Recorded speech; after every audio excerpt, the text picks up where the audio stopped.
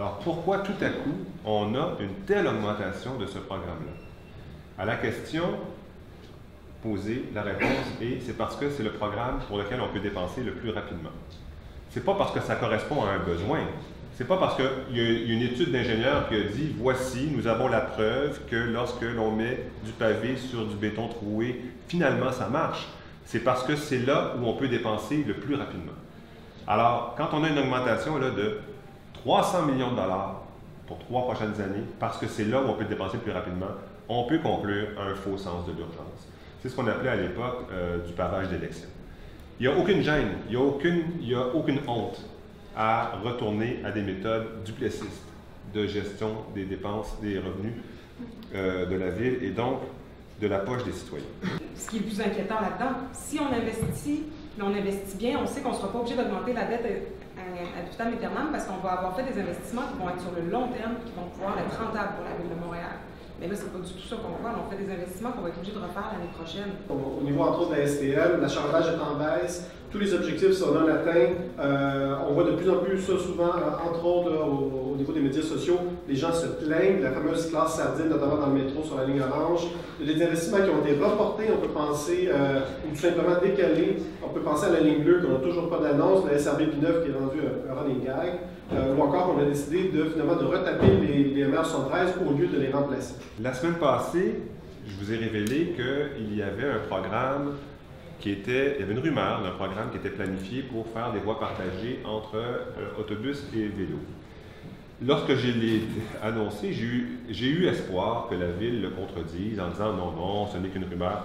Est-ce que vous vous rappelez que la semaine passée, le maire Coderre a dit on est là, il y a du monde qui essaie de faire peur, on est dans les études.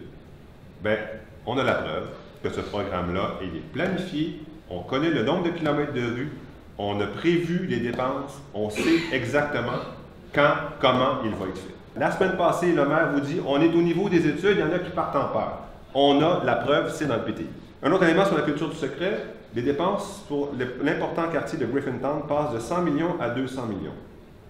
Aucune planification, aucun plan, aucune discussion qui a été faite pour nous dire pourquoi on passe de 100 millions à 200 millions. Après ça, on a un collage de choix personnels. Le collage de choix personnels, formule électrique, Formule 1, on a vu dans les journaux comment les prix ont augmenté. Le baseball qui passe de 11 à 17 millions.